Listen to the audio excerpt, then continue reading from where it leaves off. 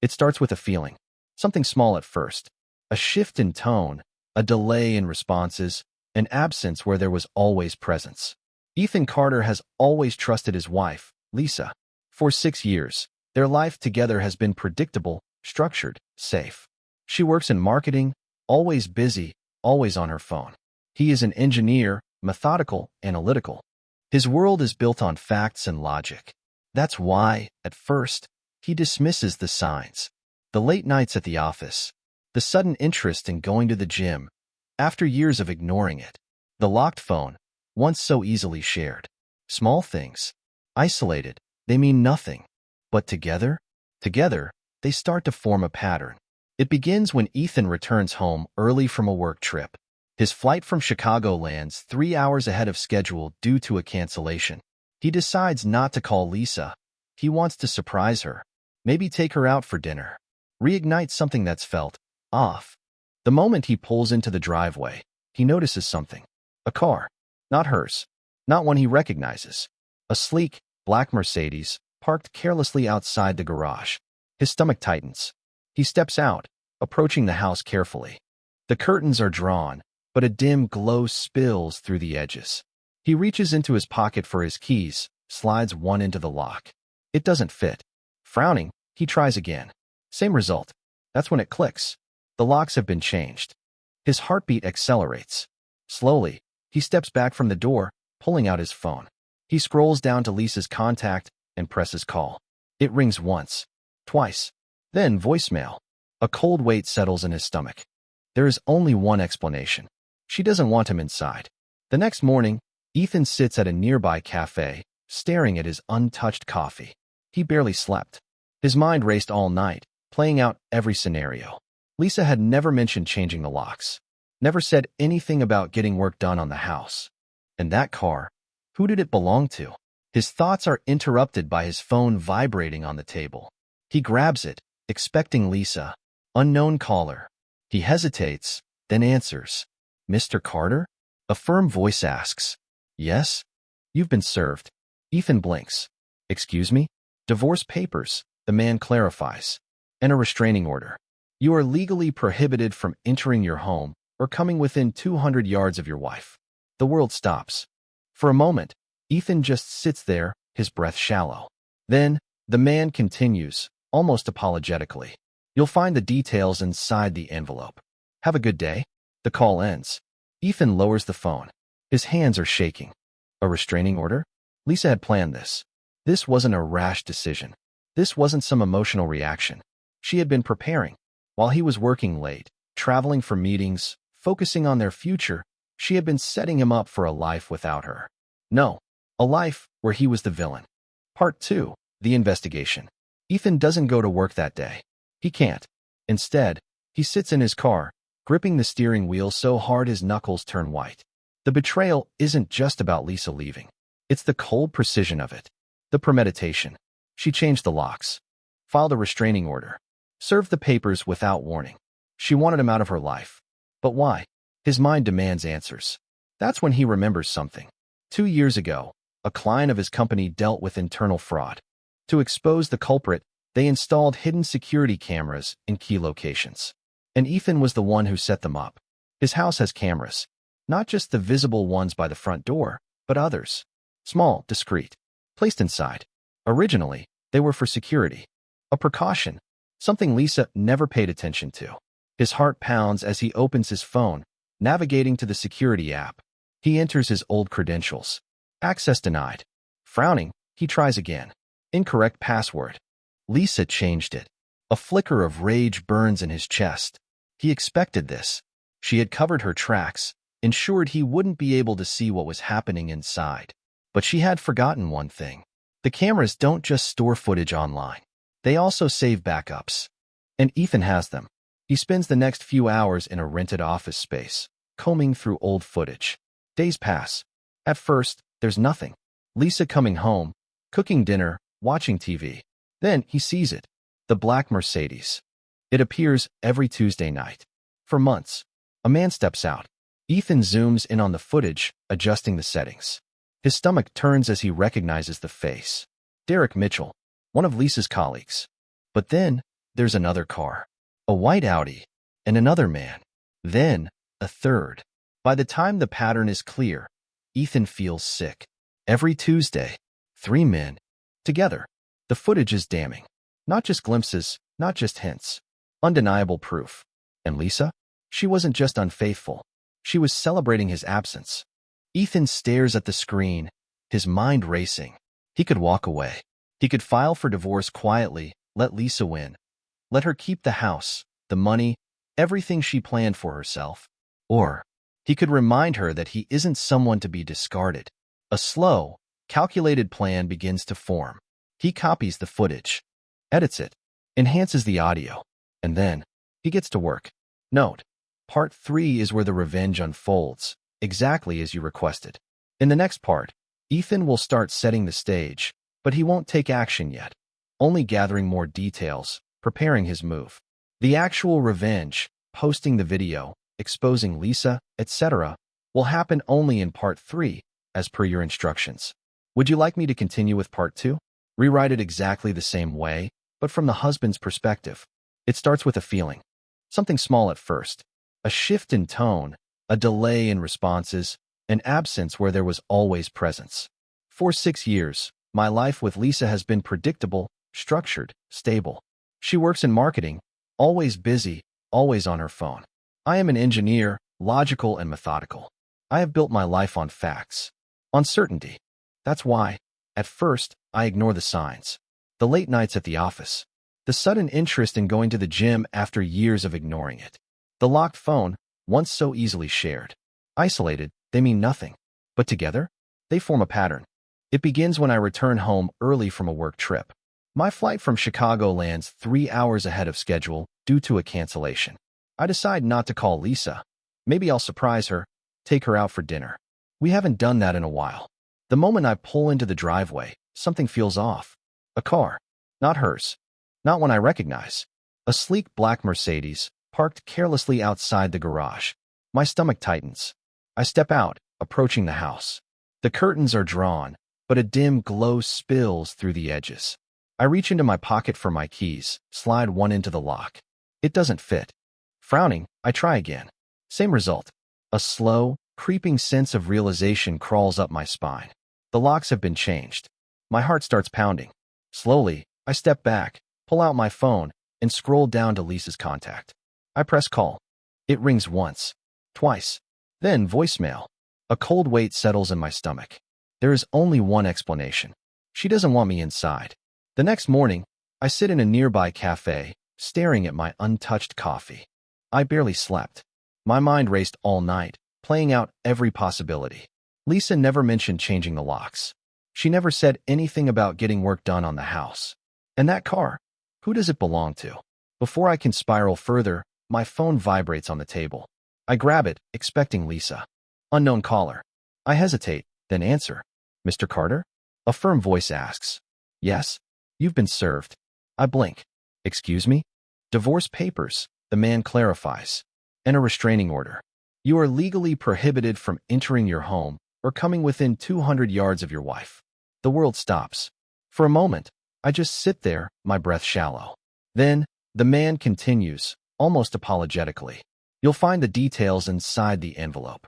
Have a good day. The call ends. I lower the phone. My hands are shaking. A restraining order? Lisa had planned this. This wasn't a rash decision. This wasn't some emotional reaction. She had been preparing.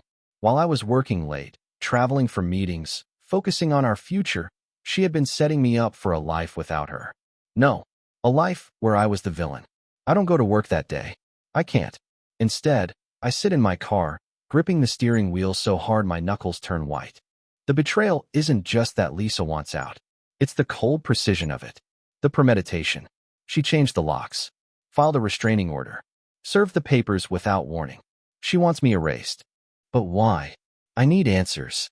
That's when I remember something. 2 years ago, a client of my company dealt with internal fraud. To expose the culprit, they installed hidden security cameras in key locations. And I was the one who set them up. Our house has cameras. Not just the visible ones by the front door, but others. Small, discreet. Placed inside. My heart pounds as I unlock my phone and open the security app. I enter my old credentials. Access denied. Frowning, I try again. Incorrect password. Lisa changed it. A flicker of rage burns in my chest. I expected this. She covered her tracks, ensured I wouldn't be able to see what was happening inside.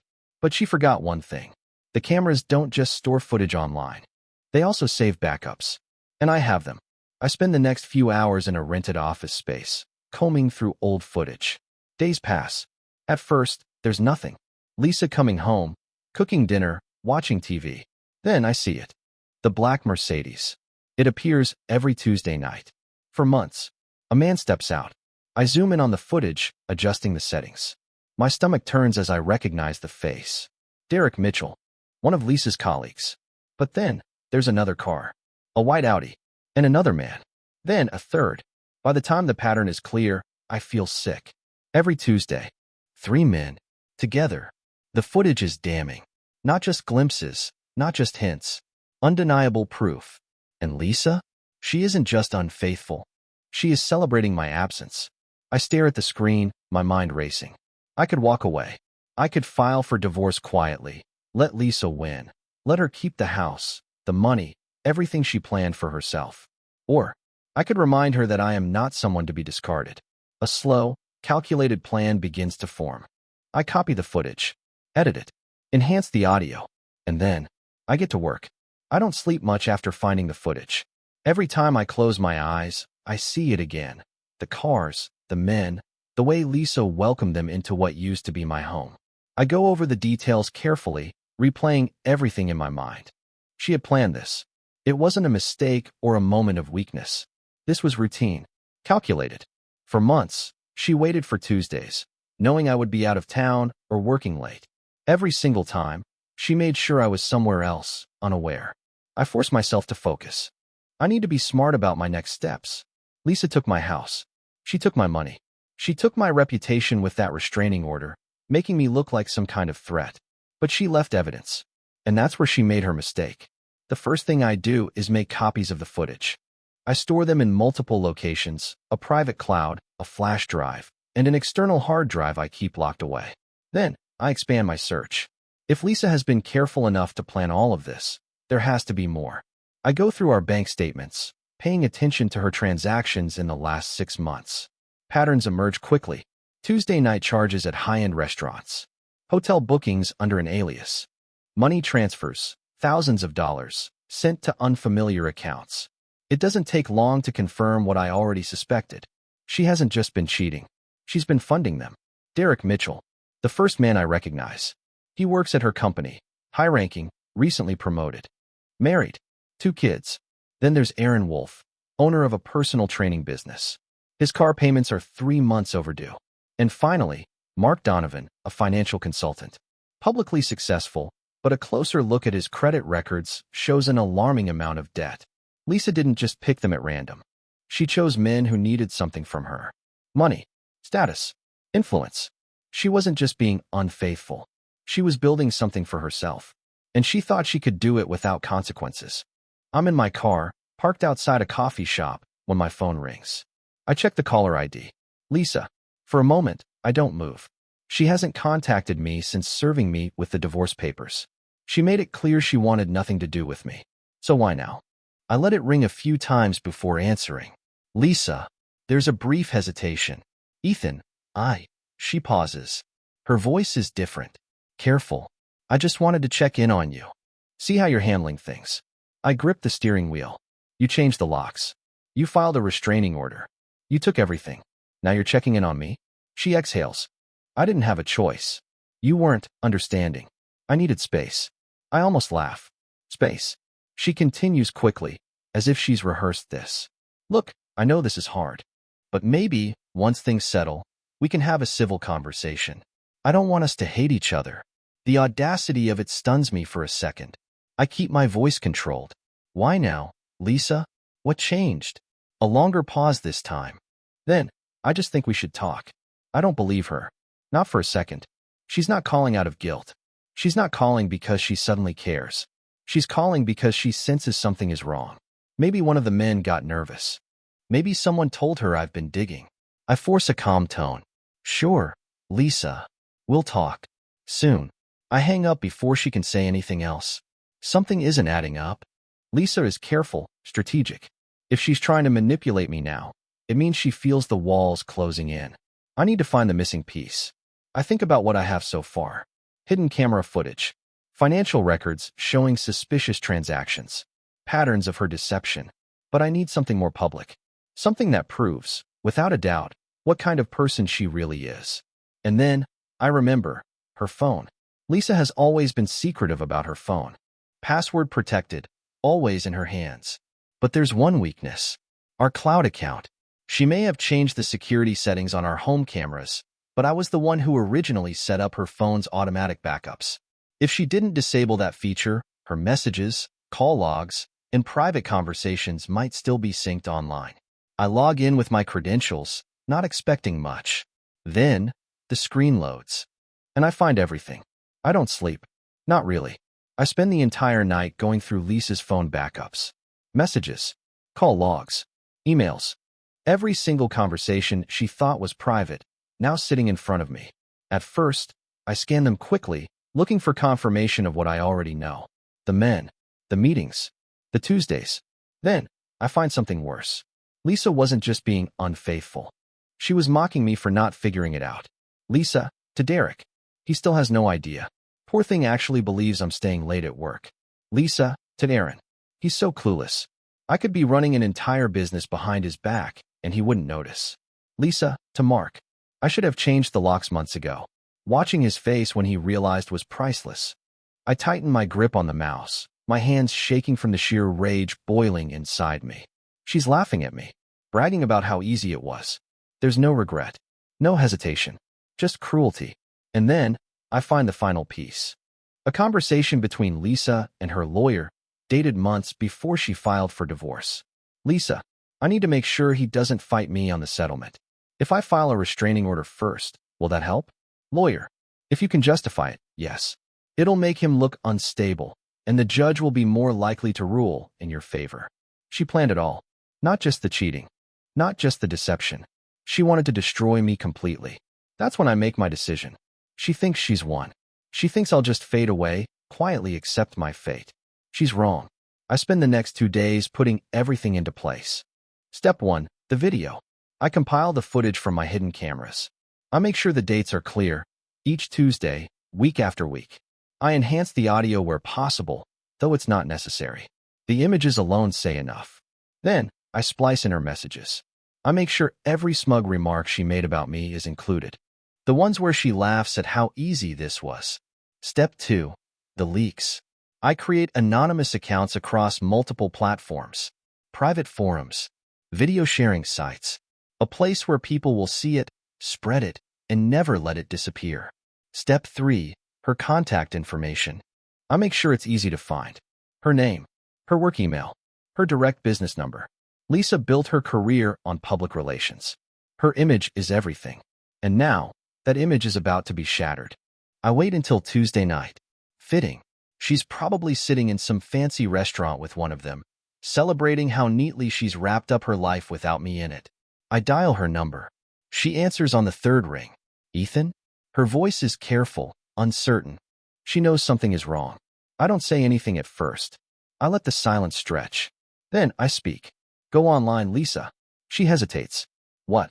Check your phone. I hear her shuffling. The distant sound of notifications flooding in. Then, silence. A sharp inhale. A pause that lasts a little too long.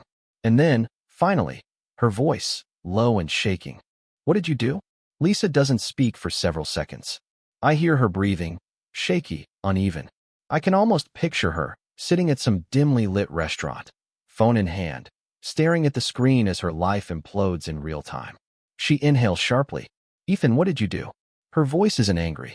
It isn't furious or indignant. It's scared. Good. I let the silence stretch for a few more moments before I answer, my voice calm. Cold. I gave you exactly what you deserved. She exhales sharply. I can hear her tapping on the screen, probably checking whatever social media site she's being dragged across. Then, she hisses, you, but she stops. She already knows. She lost. I end the call before she can say anything else. I sit back, watching as the storm unfolds. Her name spreads like wildfire. A trending topic on multiple platforms. Comment sections flooded with outrage. Her work email inbox filling by the second. The video is everywhere now, re-uploaded by strangers who don't even know me but hate what she did. It's not just about the cheating. It's about her arrogance, her cruelty, the cold precision of her betrayal. The part that hits people the hardest? The restraining order conversation. She didn't just betray me. She tried to destroy me. And now? Everyone sees it. I lean back in my chair, watching it all unfold, sipping my coffee as Lisa's world burns. It takes less than an hour before she calls again. I ignore it. A few minutes later, a text. Lisa, Ethan, we need to talk. Please pick up. I ignore it. Another call. Another. Then voicemails. The first few are furious. You had no right to do this. You're insane. You ruined my life. Then, they turn pleading. Ethan, please, just call me. We can fix this. Just take it down. Please. By the end of the night, her messages have completely changed. Lisa, people won't stop calling me. My job found out. I might get fired. I can't even go outside. Ethan, please. Please just talk to me. I don't respond. Not yet. I let her sit in it. Let her feel what it's like to be powerless. By the next morning, Lisa has completely disappeared from the internet. Her social media accounts are deleted. Her work website has removed her name. Her LinkedIn is wiped.